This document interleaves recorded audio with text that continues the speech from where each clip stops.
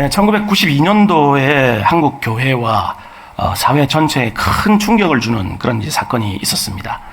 바로 다미선교회 종말 사건인데요. 여러분 아마도 기억하실 겁니다. 이들은 이제 성경을 자의적으로 해석을 하고 그것을 하나님께 받은 특별 계시라고 주장을 하면서 1992년 10월 28일 밤 12시에 예수님이 재림을 하시고 성도들은 자기들은 하늘로 들림을 받는 휴거가 이제 일어난다고 이렇게 주장을 했습니다.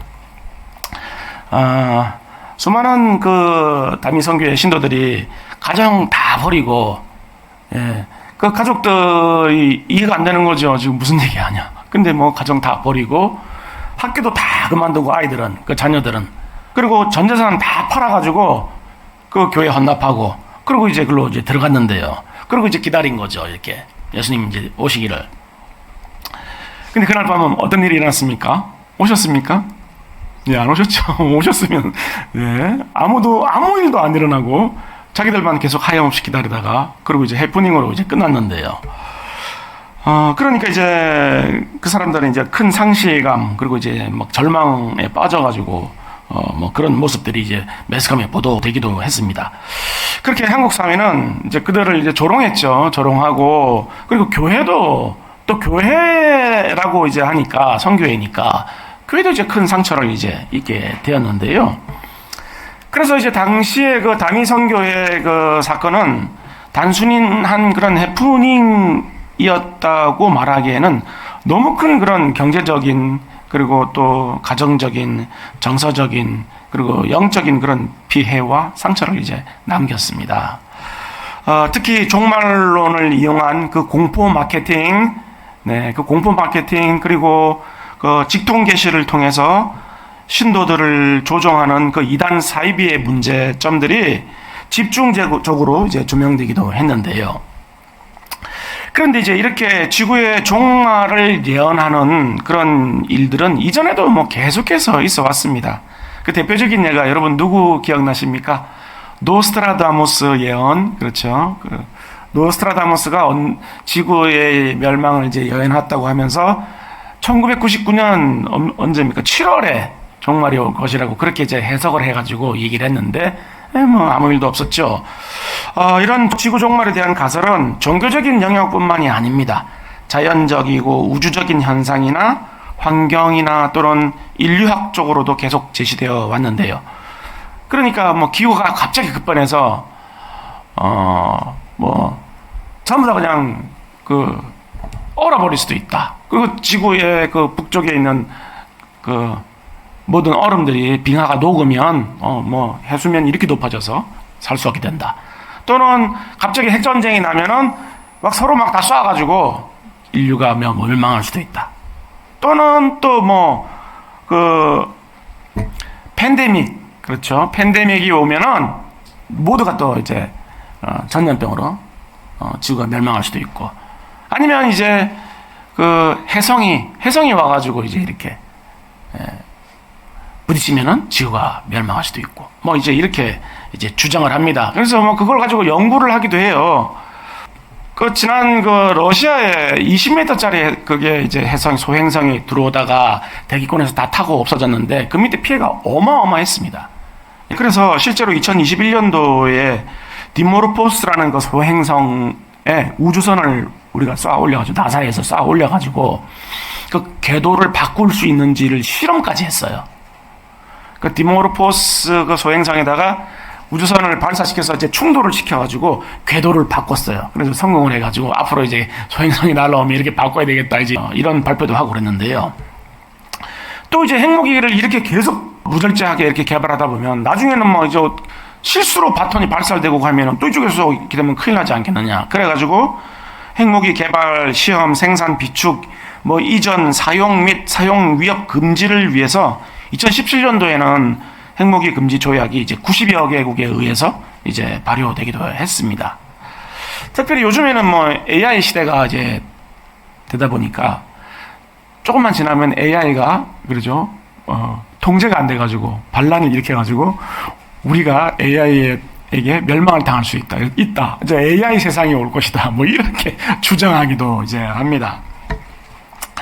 그런데 이제 이 모든 가설들을 미뤄볼 때 모든 사람들은 인류의 종말에 대한 큰 관심을 가지고 있다는 사실을 우리가 알 수가 이제 있는데요. 왜 그럴까요? 왜 이렇게 관심이 클까요? 모든 사람들은. 혹시 내 때에, 우리 때에, 당대에 이런 일이 일어나지 않을까 하는 그 염려인 거죠, 사실은. 예. 그렇다면 예수님이 가르치시는 세상의 종말은 언제이며 또 그 징조는 무엇인지를 이제 오늘 좀 살펴보고 그 사실을 토대로 우리 그리스도인들은 그러면 어떻게 살아야 될까를 좀 생각해 보고자 합니다. 오늘 본문에는 예수님의 그 제자들이 세상 종말과 그때의 징조를 이제 예수님에게 묻는 장면이 이제 나오고 있는데요. 이제 이들이 이런 질문을 한 데는 이유가 있습니다. 그러니까 지난 23장에 예수님이 바리새인들을 꾸짖으시면서 너희 집이 곧 황폐하게 되리라 이렇게 말씀을 이제 하셨기 때문인데요. 그러니까 집이 이제 성전이에요. 너희 성전이 너희가 돌이키지 않으면 황폐하게 될 것이다. 이렇게 이제 얘기를 이제 하셨기 때문입니다. 그러니까 이제 이 제자들은 성전이 황폐하게 된다고? 아니 이 성전이? 그러면서 이제 예수님하고 같이 성전에서 나왔어요. 나와가지고 조금 떨어진 다음에 예수님한테 이제 예수님 성전을 한번 보십시오. 이제 이렇게 얘기를 해요. 24장에서. 이게 무슨 의미냐면 아니 이런 성전이 황폐하게 된다고요? 이런 어마어마한 성전이? 이제 그 얘기예요.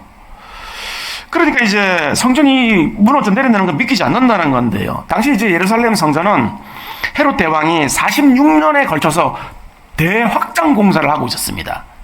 그래가지고 뭐 어마어마한 규모의 이제 장식이 되고 이제 확장되고 있었는데요. 제가 이제 그림 하나를 준비해 왔습니다. 그때 당시에 이제 성전이 헤롯 성전인데 보시면 이제 예수님 당시의 성전이 헤롯 성전입니다. 한 46년에 걸쳐서 확장되고 있는 거고 그 옆에 조그만 성전이 솔로몬이 지은 성전이에요. 솔로몬도 어마어마한 규모로 지었지 않습니까? 성소를 보십시오. 규모가 조그맣고 옆에 오른쪽에 헤롯 성전 성소보다 어마어마하게 크잖아요. 규모가 비교가 안 되는 정도예요, 지금. 그러니까 이제 예수님 제자들은 이 헤롯 성전을 예수님한테 이제 보십시오. 이런 성전이 어떻게 무너져 내릴 수 있다는 겁니까, 예수님? 이제 그 얘기를 하고 있는 겁니다. 근데 이제 예수님 뭐라 그러시냐면, 무너지는 정도가 아니라 돌 하나도 돌 위에 남지 않을 것이다. 이렇게까지 얘기를 하시는 거예요, 지금. 그러니까 이제 제자들 입장에서는 이런 성전이 이렇게 돌 하나도 남지 않을 정도로 만약에 사라지게 된다면 이거는 분명히 성전에만 무슨 일이 있는 게 아니라 예루살렘 전체가 멸망하는 것이 아니겠는가? 이렇게 생각이 되는 것이죠. 그래서 그러면은 예루살렘은 언제 멸망하는 것입니까? 이제 이렇게 그 맥락에서 이제 물어본 거예요, 질문을. 그런데 이제 특이한 것은 뭐냐면 그 예루살렘의 멸망 시기를 물어보면서 동시에 세상의 종말, 마지막 때의 종말과 그 징조까지 같이 물어보고 있다는 겁니다, 지금. 예. 그러니까 이제 그들은 멸망의 시점과 세상의 종말도 함께 이제 묻고 있는 것인데요. 왜냐하면 그들에게 있어서 예루살렘이 이방인들에게 멸망을 당한다는 것은 곧 하나님 나라가 멸망하는 것처럼 이제 그렇게 여겨지기 때문에 만약에 그렇게 하나님 나라가 멸망하는 그런 시점이 온다면 세상의 종말이 아니겠는가? 이제 그렇게 생각한 거예요. 그러니까 이제 그거를 같이 연결해서 생각을 이제 한 것인데요. 그러면 그렇게 하나님 나라가 멸망을 하고 세상의 종말이 온다면 그때는 예수님이 오시지 않겠는가? 그렇게 생각한 거죠.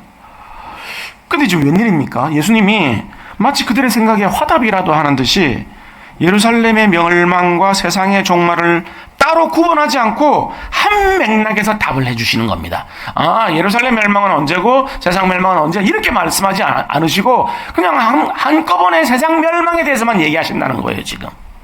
그러니까 이제 이것은 곧 다가올 주후 70년경에 로마에 의해서 예루살렘이 이제 멸망을 당하죠. 그 예루살렘의 멸망과 세상 끝날의 최후의 심판은 서로 분리된 얘기가 아니라 한 흐름 속에서 이어진 사건이라는 것을 의미하는 것입니다. 다른 얘기가 아니라는 거예요, 지금. 자, 바로 이 사실을 이해하는 것이 종말론을 이해하는 핵심 포인트입니다. 여러분, 이걸 잘 기억하셔야 돼요. 그러니까 예루살렘의 멸망과 전 지구적인 멸망은 다른 얘기가 아니라는 거예요, 지금. 그러니까 이제 예루살렘이 함락되었을 때 이제 수많은 유대인들이 이제 죽음을 이제 당했습니다. 그런데 로마 장군 그 디도는 성전은 놔두자 이렇게 얘기를 한 거예요. 아니, 성전 너무 근사하지 않냐? 성전은 부시지 말고 놔두자 이렇게 했는데 그 로마 이제 군인들이 통제가 안 되는 겁니다. 성전이 너무 근사하니까 이 곳곳에 금들이 숨겨져 있을 거다. 이렇게 생각해가지고 다 깨부신 거예요, 전부 다. 금 찾으려고. 그래가지고 이제 돌이 하나도 안 남고 예수님의 그 예언이 이제 성취가 된 것인데요. 근데 이제 놀라운 사실은 그런 심판 중에도, 예루살렘이 멸망되는 그런 심판 중에도 구원의 길이 이제 열려 있었다는 것인데요. 예수님의 이 경고의 말씀을 이제 기억하는 사람들이 로마 군대가 이제 성읍을 이렇게 둘러싸니까 예루살렘 멸망 때구나. 그거를 이제 깨닫고 예루살렘을 이제 떠납니다. 떠나가지고 요단강 건너편에 있는 펠라라는 성읍으로 이제 들어가서 피신해요. 그 사람들은 살아남았어요. 그 사람들만 구원받은 거죠. 그러니까 예루살렘의 멸망이 있어도 구원받는 사람이 있고 심판받는 사람이 있죠. 그 맥락이라는 겁니다. 그러니까 예수님이 예루살렘의 멸망과 세상의 종말을 구분짓지 않으시고 한 맥락으로 말씀하신 것은 곧 세상의 마지막에만 구원과 심판이 있는 것이 아니라 다른 모든 세대에도 이런 구원과 심판이 있다는 사실을 가르치기 위한 것입니다. 근데 우리는 생각하기에 그 심판이 마지막 때만, 예수님이 오시는 그때만이 있는 것이 아닌가, 그래서 심판받는 사람이 있고 구원받는 사람이 있는가 이렇게 생각하지만 마지막 때뿐만 아니라 모든 다른 세대에도 구원이 있고 심판이 같이 있다는 거예요. 모든 세대에. 자, 이 사실은 곧 우리가 살아가는 이 시대에도 그 종말의 연장선상 위에 있다는 그런 뜻을 이제 내포하고 있는데요. 즉 종말은, 여러분 잘 들으셔야 됩니다. 종말은 예수님이 오신 그 초림 때부터 예수님이 다시 오실 그 재림 때까지 전체 기간이 종말인 거예요. 이거를 여러분 헷갈리시면 안 돼요. 우린 종말 그러면 예수님이 오신 그때만 종말이라고 생각하는데 아니에요. 예수님이 오신 그때부터 예수님이 오실 그 다시 오실 재림 때까지 전체가 마지막 때인 거예요. 마지막 때, 말세, 또 종말, 그렇게 얘기를 하는 거예요. 그 기간 전체가. 그렇게 마지막 때는 예수님의 초림으로 이미 시작되었고 재림으로 완성될 때까지 온 역사 속에서 심판과 구원이 계속되고 있다는 겁니다, 지금. 그러면 이제 구원은 어떻게 나타나는 것입니까, 여러분? 구원은 그리스도를 믿는 믿음으로 나타나죠. 그럼 심판은요? 그리스도를 믿는 믿음이 없으면 그것이 이미 심판을 의미하는 거예요. 그렇죠?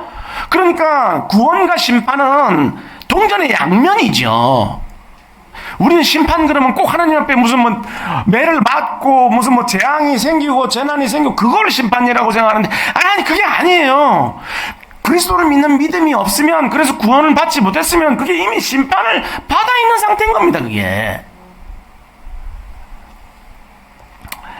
그렇기 때문에 예루살렘과 세상의 심판은 동일하게 십자가를 거부하고 하나님께 속하지 않은 것에 대한 심판이라는 내용에서 이제 본질상 하나라는 것인데요. 바로 이 사실을 토대로 오늘 예수님은 말세에 나타나는 징조들을 말씀하고 계신 것입니다. 다시 말해서 이 말세에 나타날 징조는 마지막에 예수님이 오실 때만 나타나는 현상이 아니라는 겁니다. 지금 이 전체에 이 예수님이 오신 초림 때부터 말세 다시 오실 그때까지 그 전체 기간에 다 일어나는 현상이라는 거예요, 지금 이게. 그렇게 예수님은 말세에 나타날 징조들에 대해서 이제 하나하나 언급을 하고 계시는데요. 그 가운데 제일 먼저 적 그리스도를 얘기합니다. 여러분 많이 들어보셨죠? 적 그리스도가 도대체 뭐냐? 적 그리스도가 도대체 누구냐? 여러분들은 어떻게 생각하십니까? 적 그리스도가 누구라고 생각되십니까? 그럼 보통 그러면 어떻게 생각하냐면 마지막에 예수님 오시기 직전에 어떤 막 초월적인 힘을 가진 어떤 어마어마한 사람이 나타나가지고 온 세계를 자기 아래 발 아래 두고 자기 권세 아래 두고 그 하나님을 대적해서 하나님 나라의 백성들과 대전쟁을 일으킬 자, 그 사람이 적 그리스도다. 보통 이렇게들 생각한다는 거예요. 여러분들 그렇게 생각하신 분 계시죠? 예. 그러나 적 그리스도는 이미 와 있다라고 요한 1서에 이미 기록되어 있습니다. 아이들아, 지금은 마지막 때라. 적 그리스도가 오리라는 말을 너희가 들은 것과 같이 지금도 많은 적 그리스도가 일어났으니 그러므로 우리가 마지막 때인 줄 아노라. 지금도 마지막 때라고 지금 얘기하고 있잖아요. 요한이 지금 요한 1서를 기록한 것이 주후 85년경입니다. 예수님 오신 후에 한 80년 정도밖에 안 지났는데 그때 이미 적 그리스도가 와 있다 그러잖아요, 지금. 그리고 지금은 마지막 때라 이렇게 얘기하잖아요. 예수님 오신 지 80년밖에 안 됐는데 마지막 때라고 얘기하고 있잖아요. 그렇죠. 그러니까 이거를 통해서도 벌써 요한 1서를 통해서도 이미 예수님 오신 이후에는 다 마지막 때라는 걸 우리가 이제 알 수가 있는데요. 그럼 요한이 말하는 적 그리스도는 누굽니까? 예, 요한 1서에 나오는데 예수를 시인하지 아니하는 영마다 하나님께 속한 것이 아니니 이것이 곧 적 그리스도의 영이라. 오리라 한 말을 내가 들었거니와 지금 벌써 세상에 있느니라. 그러니까 예수님을 주인으로 시인하지 않는 모든 사람뿐만 아니라 시대 정신, 세상 풍조 전부 다 적 그리스도를 의미하는 거예요. 이거를 확실히 하셔야 돼요, 여러분들. 안 그러면 그냥 3단, 2단의 그 공포 마케팅에 휘말려 들어가는 거예요. 이걸 제대로 이해 못하면. 그렇기 때문에 적 그리스도는 하나님을 대적하고 사람들을 미혹하며 결국 멸망으로 이끌려는 모든 거짓된 이념, 심지어 문화까지도 다 이제 포함이 되는 것인데요. 생각해보면 역사 속에서 끊임없는 적 그리스도들이 있었습니다. 초대교회 당시에 로마 황제들 같은 경우에도 자기들을 이제 신격화하면서 숭배를 강요했지요. 그들도 하나의 적 그리스도가 될 수 있는 것이죠. 근현대에도 공산주의 사상이나 또는 인본주의 사상, 그렇죠? 이런 사상들은 하나님이 없이 얼마든지 인간 스스로 지상낙원을 만들 수 있다고 이렇게 하면서 그 거짓 약속들을 던지면서 사람들을 미혹했습니다. 그것도 이제 적 그리스도가 되는 거예요. 사상들도. 오늘날에도 우리의 믿음을 이제 교묘하게 이제 떨어뜨리는 적 그리스도 영이 여전히 강력하게 활동하고 있는데요. 만고불변의 진리로 통하는 돈, 예, 그렇죠. 물질주의, 쾌락주의, 쾌세라다. 그냥 어차피 이래도 안 세상, 저래도 안 세상인데 맘대로 즐기다가 그냥 살다가 그냥 끝내자. 꼭 쾌락주의, 극단적 개인주의, 이런 것들이 다 하나님과 우리 사이를 멀게 만들기 때문에 이게 다 적 그리스도인 거예요, 이게. 그렇기 때문에 하나님과 관계가 멀어지도록 만드는 돈, 성공, 명예, 권력, 인기, 취미 이런 것들이 다 적 그리스도가 이제 될 수 있는 것인데요. 예를 들어서 돈 자체가 나쁜 것일 수가 있습니까? 아니잖아요. 선하게 사용하고 하나님 뜻대로 기쁘게 사용하면 좋은 거지만 이게 목적이 되어버리면 이게 적 그리스도가 되는 거예요, 이게. 이처럼 하나님보다 세상을 더 사랑하게 만드는 온갖 사상, 풍조, 문화 이런 것들이 현대인의 신앙을 위협하는 적 그리스도가 이제 될 수 있는데요. 그래서 오늘 본문에서 예수님은 적 그리스도가 와서 자신이 진리라며 많은 사람들을 미혹하겠지만 주의하라라고 이렇게 경고를 하신 것입니다. 사실 우리 다 미혹돼 있어요. 예. 다 미혹돼서 알게 모르게 그냥 돈이 목적이 돼서 살아가고 있어요. 우리가 다 미혹돼 있죠. 그러니까 적 그리스도가 얼마나 무서운 줄 모르는 겁니다. 마치 그냥 자연 자연스럽게 스며들어와 있는 거예요. 우리 그냥 영혼 전체를 장악하고 있는 거예요. 우리는 그걸 이제 모르고 있는 거죠. 종말의 또 다른 특징으로 말씀하신 재앙과 이런 재난도 이제 마찬가지인데요.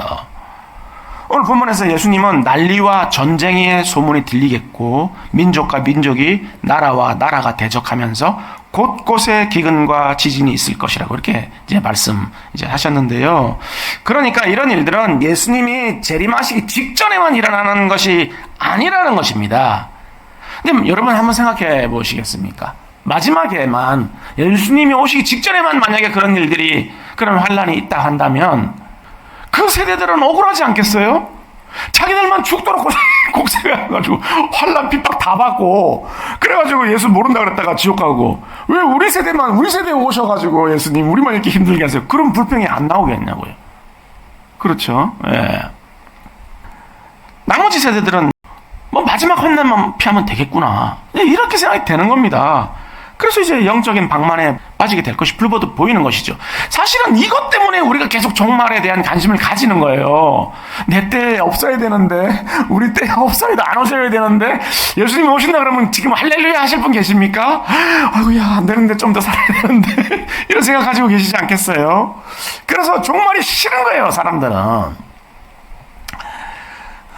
그러나 이런 일들 또한 초림과 재림 사이의 그 역사 가운데 계속해서 반복되고 있다는 겁니다. 지금 이런 재앙과 재난들은 이렇게 뭐 예수님이 오신 이후에 우리나라에서 전쟁이 이 조그만 이 한반도에 전쟁이 몇 번 일어났는 것만 살펴보니까 100번 이상 있었답니다.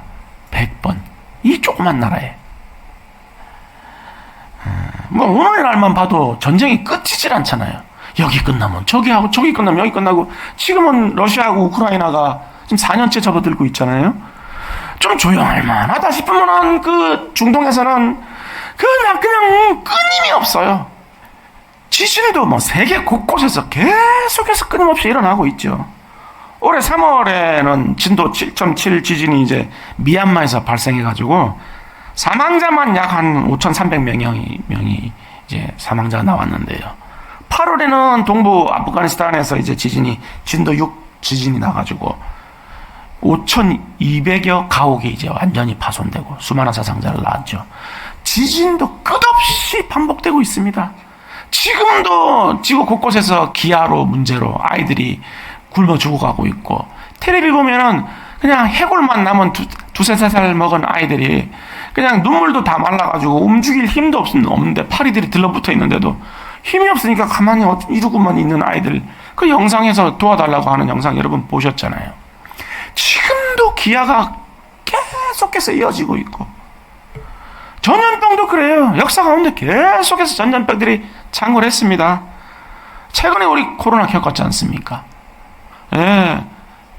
전 세계적으로 몇 명이 사망자가 난 줄 아십니까 혹시? 1,800여만 명이 사망했습니다. 이번 팬데믹으로. 예. 끝도 없이 이런 일들이 반복되고 있는 겁니다. 지금 역사 속에서. 또 그렇죠. 성도가 그리스도 이름 때문에 순교하는 그런 장면도 그래요.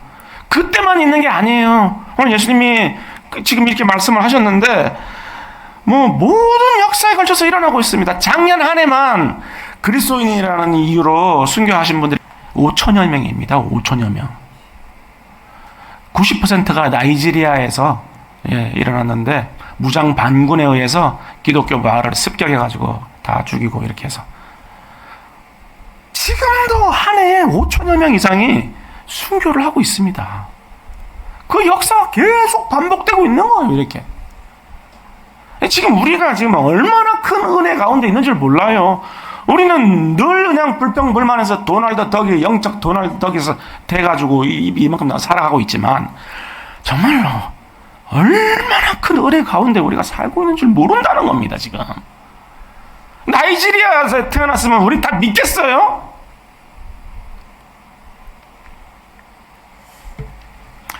이처럼 마지막 때인 초림과 재림 사이에 이런 재앙과 재난들이 계속해서 반복되고 있는데요. 그렇기 때문에 이렇게 적그리스도와 재난과 난리의 소식들이 들린다고 해서 예수님의 재림의 때를 성급하게 속단해서는 안 된다는 겁니다. 지금 넘으시는 거 아니야? 그거를 이용해서 공포 마케팅 하는 게 이단이잖아요. 겁을 줘가지고 성도들을, 사람들을. 예수님이 오실 일이 겁을 먹을 일입니까, 여러분? 가장 영광의 날 아닙니까, 우리에게는? 성도들에게는?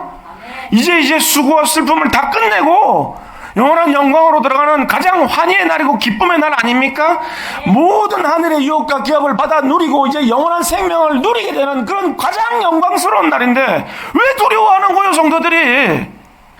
특별히 여기서 이제 우리가 한 가지 주목해야 할 중요한 사실이 있는데요. 이런 재앙이나 재난이 단순한 자연현상이나 우연히 일어난 일이 아니라는 것입니다.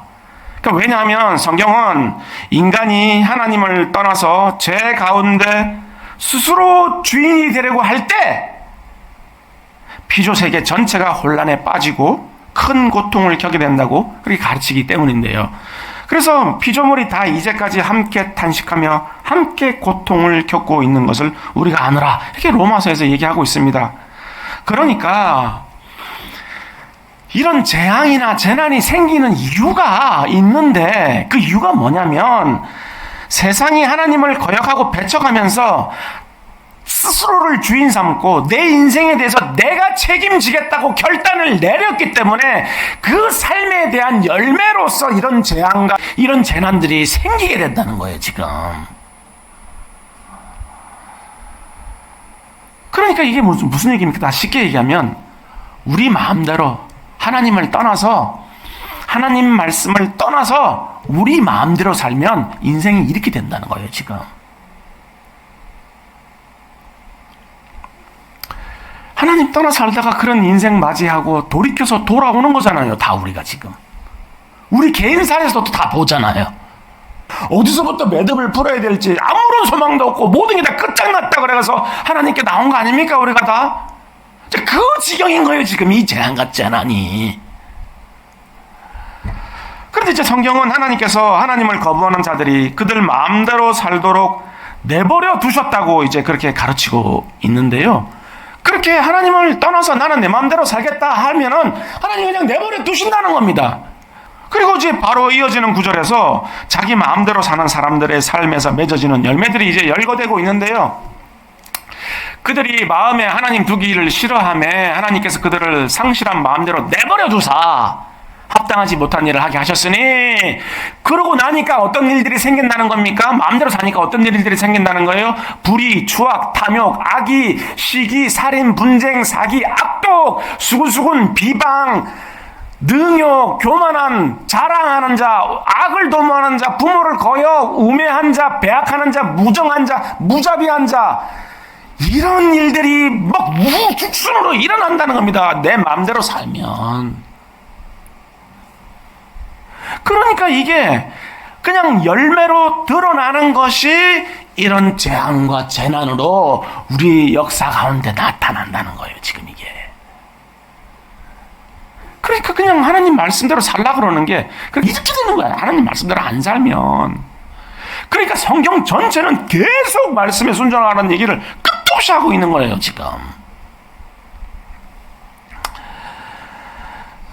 그러니까 이 모든 악한 일들, 이 모든 재앙과 재난들은 하나님께서 부끄러운 욕심과 상실한 마음대로 내버려 두셨기 때문에 이제 이렇게 된다는 것인데요.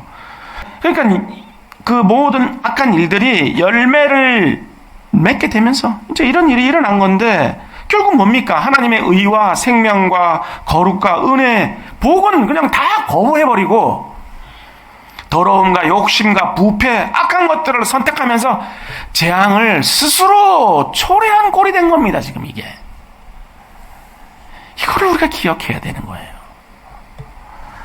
많은 전쟁이 인간의 탐욕 때문에 일어난 거 아니에요? 내가 가지고 싶은데 안 주니까 힘으로 뺏어버리려고 그런 거, 그래서 일어나는 거잖아요, 전쟁이. 뭐 사회적 재앙도 마찬가지죠. 도덕이 붕괴하고 그냥 막 엉망진창이 되어버렸잖아요, 막 다. 더러운 욕심과 부패, 악한 것들, 그런 것들에 그냥 그런 것들을 선택하면서 재앙을 초래하는 겁니다. 그래서 심지어 뭐 여러분 우연히 생기는 것처럼 보이는 기후 재난들, 그런 기후 재난도 사실은 인간의 이기심에서 발생된 거 아닙니까? 자연을 다 훼손해버린 거잖아요. 그냥 나무를 다, 산에 있는 나무를 다 잘라내버리고, 산사태가 그래서 막 나는 거 아니에요?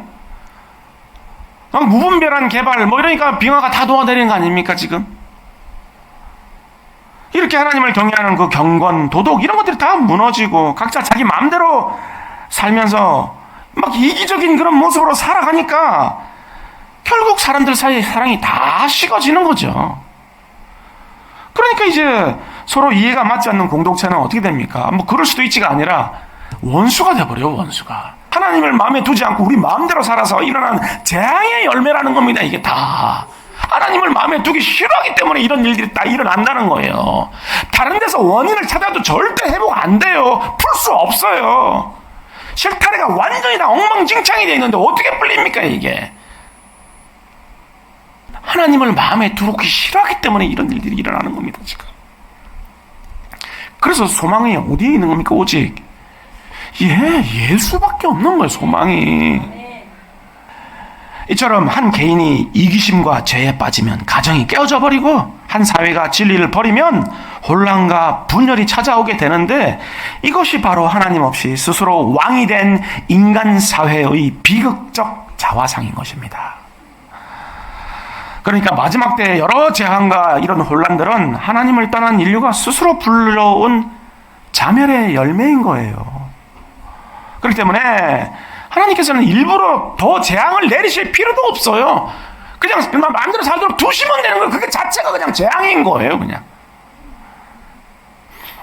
이미 그 자체로서 이미 심판을 받고 있는 거라는 것입니다 지금. 바로 이것이 초림과 재림 사이의 이 마지막 때에 재앙과 재난들이 가득할 수밖에 없는 이유인데요. 그런데 여기서 한 가지 이제 의문이 드는 게 있는데, 그렇다면 왜 하나님께서 마음에 하나님을 거부하는 사람들을 그냥 내버려 두시는 것이냐는 것입니다 지금. 왜 두고 보시냐는 거예요. 왜? 그러니까 사람들에게 경고를 하시는 겁니다. 하나님을 떠나서 스스로 주인된 삶의 열매가 무엇인지 보라는 거예요 지금. 그러니까 우리 세상에 재앙과 재난이 가득한 것을 보면, 이것이 지금 하나님을 떠나서 우리가 살아서 그렇구나, 그걸 깨달아야 되는데 그렇게 생각하는 사람이 없잖아요. 아무도. 딱 보고 재앙이 나면 이게 다 하나님을 떠난 우리 인간의 그 이기심, 이 모든 내가 주인된 삶을 살아서 이런 재앙들이 생기는 거구나, 이런 열매들이 드러나는구나, 그걸 보고 깨달아서 하나님 앞에 돌이켜야 되는데 그러지를 않는다는 거예요 지금.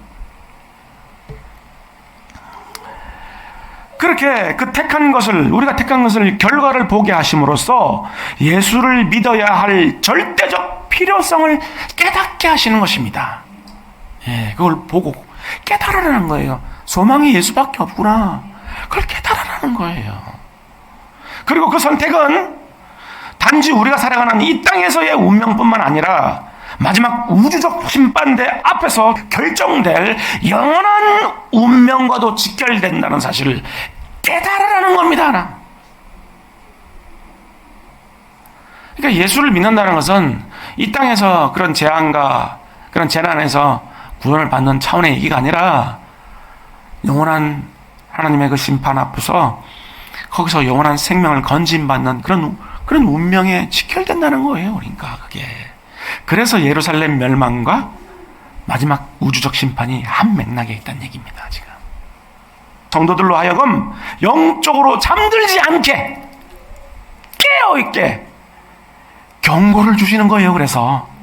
그러니까 그런 재난을 보면 깨어 있어야 되겠구나, 잠들면 안 되겠구나, 그거를 하나님이 깨닫게 하시려고 그렇게 하신다는 거예요. 마음대로 살도록 두신다는 거예요. 우리가 곧 보겠지만 이제 천국을 준비하는 열처녀의 비유에서도 너희는 그날과 그때를 알지 못하니 늘 깨어 있어야 한다고 이제 가르치셨는데요. 아무도 모르죠. 그때를. 누구만 아십니까? 성부 하나님만 아시잖아요. 성부. 예수님도 모르신다고 하죠. 아들도 모른다고 했잖아요. 성부 하나님만 아시는 거예요. 하다못해 운전을 해도 졸음운전을 이제 막기 위해서 그냥 별의별 수단 다 쓰잖아요. 여러분 운전하시니까 여러분 졸릴 때 어떻게 하고 잠 깨세요? 졸음운전, 졸음막 오면 어떻게 하세요? 껌 씹으십니까? 졸음껌? 졸음껌. 아, 졸음껌 독한 거는 정말 독합니다. 정신 번쩍 들죠, 그죠? 예. 어우. 근데 또 그 단물 다 빠지면 또 졸려. 많이 졸리면, 많이 피곤하면.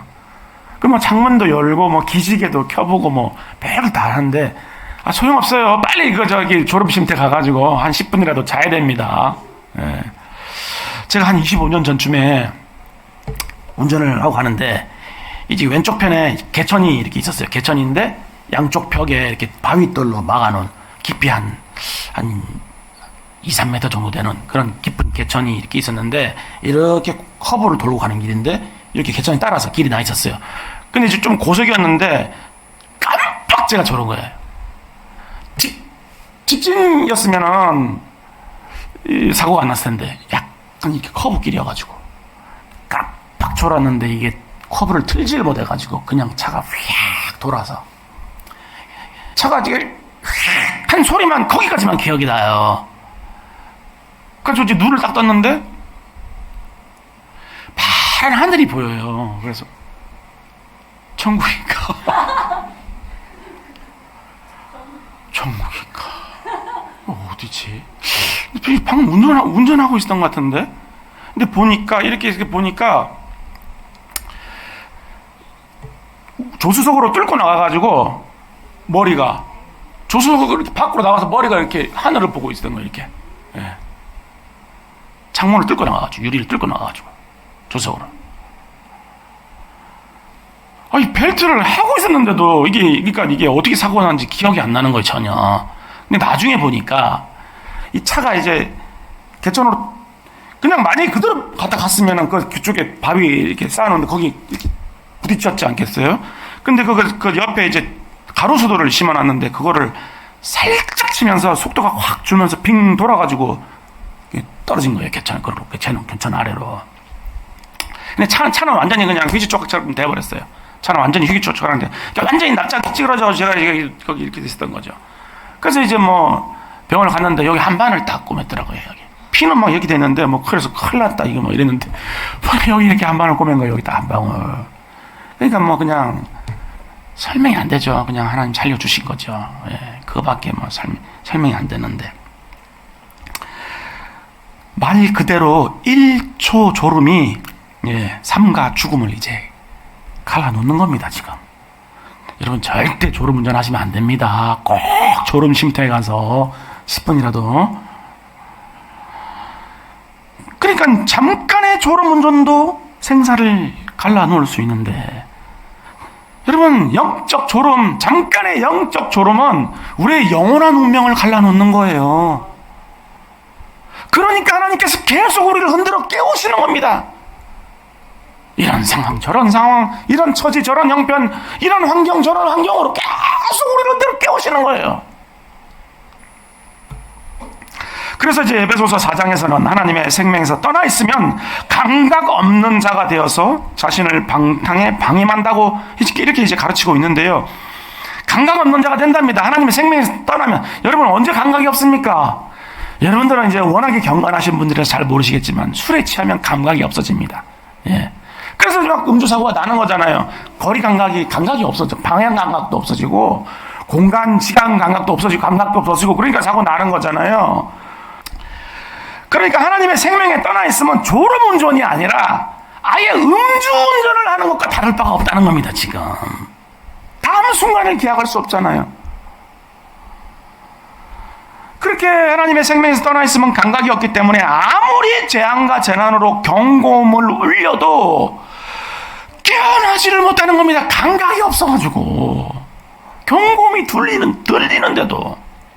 그래서 이제 에베소서 5장에서는 또한 술 취하지 말라. 이는 방탕한 것이니 오직 성령의 충만함을 받아라. 이제 이렇게 가르치고 있는데요. 그러니까 우리가 적그리스도에 미혹돼서 영적으로 잠들지 않을 수 있는 유일한 방법이 뭐라는 겁니까? 성령 충만함이라는 겁니다. 성령 충만.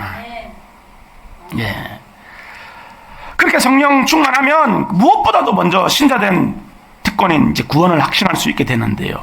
그렇기 때문에 그런 심판들의 징조를 볼 때마다 두려워할 것이 아니라, 내가 예수 안에서 구원을 받은 그런 하나님의 자녀가 되었지, 그 존재가 되었지, 그 두려움을 이기고 감사할 수 있다는 거죠.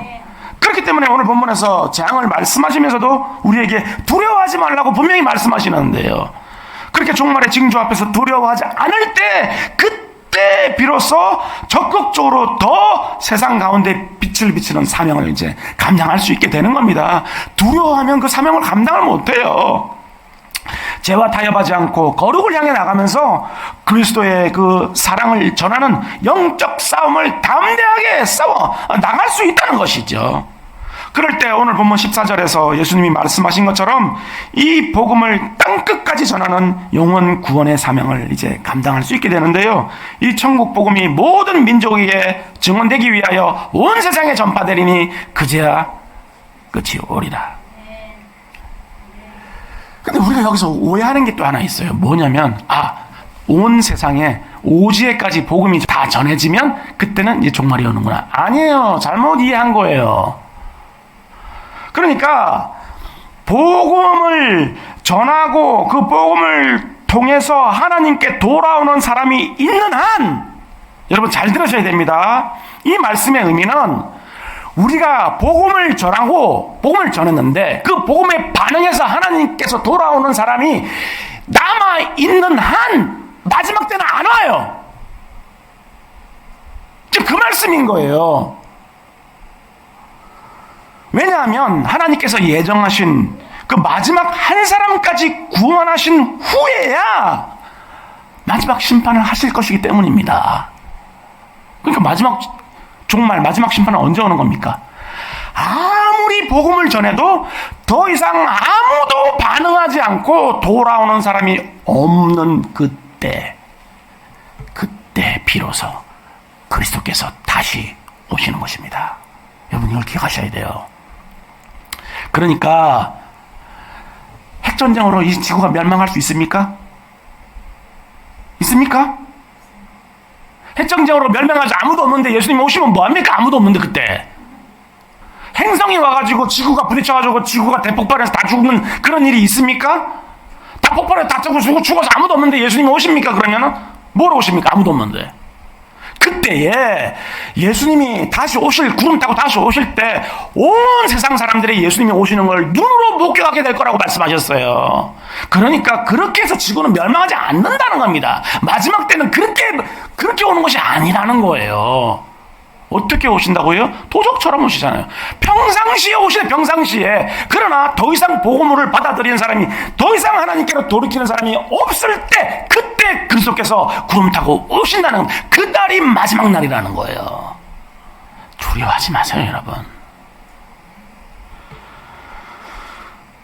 그러나 이런 종말의 징조는 복음 전파의 마지막 완성을 앞두고 일어나는 일인 만큼 우리에게 사명을 완수할 시간도 또한 많이 남지 않았다는 것을 의미하는 그런 하늘의 나팔 소리이기도 한 것이죠.